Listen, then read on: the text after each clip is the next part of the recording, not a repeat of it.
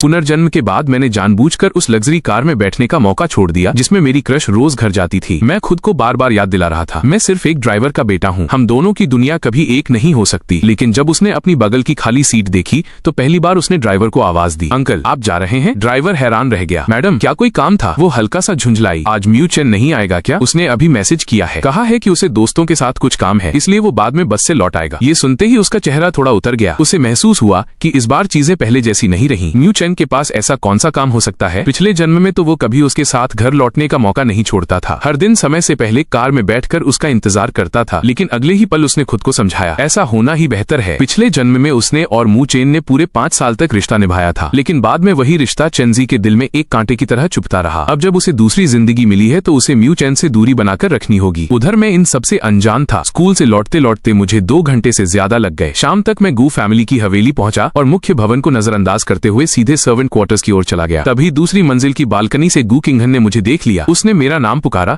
लेकिन ईयरफोन लगे होने की वजह से मैं बिना रुके अपने कमरे की तरफ बढ़ गया। ये देखकर वो सीधे मेरे पीछे नौकरों के क्वार्टर तक आ गई। जैसे ही मैं दरवाजा बंद करने लगा उसने हाथ लगाकर उसे रोक दिया। म्यू चेन क्या तुमने मुझे आवाज देते नहीं सुना? मैंने हल्का सा भौहें सिकोड़ ली। मैंने ईयरफोन लगाए हुए थे इसलिए नहीं सुन पाया। लेकिन आप मुझे ढूंढते हुए यहाँ क्यों आई हैं? ये सुनकर वो एक पल के लिए चुप हो गई। तभी उसे याद आया कि वो पुनर्जन्म लेकर लौटी है। इस समय हमारे बीच कोई खास रिश्ता नहीं था। कुछ सेकंड की चुप्पी के बाद उसने पूछा, आज स्कूल के बाद तुम कार में क्यों नहीं आए? मैंने शांत स्वर में कहा, आप मालिक की बेटी हैं और मेरे पिता आपके ड्राइवर। मेरी हैसियत नहीं कि आपके साथ एक ही कार में बैठूं। पहले शायद मुझे अपनी सीमा नहीं पता थी, लेकिन अब समझ गया हूँ। आगे से ऐसी गलती नहीं होगी। मैं थोड़ा रुका, बस मेरे पिता को इसकी वजह से कोई परेशानी मत दीजिएगा मिस गू। मिस गू सुनते ही उसका चेहरा बदल गया। पिछले जन्म में मैंने उसे कभी इतनी दूरी से नहीं पुकारा था। वो तुरंत ठंडी पड़ गई। अच्छा है कि तुम्हें अपनी हैसियत समझ आ गई। अगर दादाजी पूछें तो खुद समझा देना, ऐसा न लगे कि मैंने तुम्हें कार से हटवाया है। यह कहकर वो दरवाजा पटककर चली गई। मैंने कोई प्रतिक्रिया नहीं दी। इस बार मैं वही गलती दोबारा नहीं दोहराने वाला था। वैसे भी हॉस्टल के लिए आवेदन कर चुका था, बस कुछ दिन और फिर हमेशा के लिए यहाँ से निकल जाता। अगली सुबह मैं बहुत जल्दी उठ गया, नाश्ता करके सीधे बस स्टॉप पर पहुँच गया। उधर गू किंघान भी अभी अभी उठी थी। बालकनी पर आते ही उसकी नजर मुझ पर पड़ी। वह मुझे सड़क की तरफ जाते हुए देखती रही। उसकी आंखों में जटिल भाव थे, लेकिन अगले ही पल उसने मन ही मन खुद को समझाया, ये सब करके मेरा ध्यान खींचने की कोशिश मत करो। इस बार मैं प्रभावित नहीं होने वाली। कुछ मिनट बाद बस आ गई। अंदर हमेशा की तरह भारी भीड़ थी। मैं लोगों के बीच से रास्ता बनाता हुआ पीछे की ओर बढ़ गया। काफी मुश्किल से खड़े होने की थोड़ी जगह मिली, लेकिन जैसे ही मैं वहाँ रुका अचानक पीछे से किसी ने मुझे जोर से धक्का दिया। मैंने मुड़कर देखा, मेरे पीछे एक अधेड़ उम्र का आदमी खड़ा था। उसके चेहरे पर अजीब सी मुस्कान थी, नजरें भी कुछ असहज करने वाली थीं। मेरे मन में तुरंत बेचैनी पैदा हुई। मैं बिना कुछ कहे वहाँ से हटकर दूसरी जगह जाने के लिए मुड़ा। मैं दूसरी जगह जाने ही वाला था कि तभी न जाने कहां से एक बेहद खूबसूरत लड़की भीड़ को चीरते हुए आगे आ गई। उसकी बाहों में कांटों से भरा एक बड़ा कैक्टस था। जरा रास्ता दीजिए, वो बार बार यही कहती जा रही थी, लेकिन असल में रास्ता उसके कैक्टस के कांटे बना रहे थे।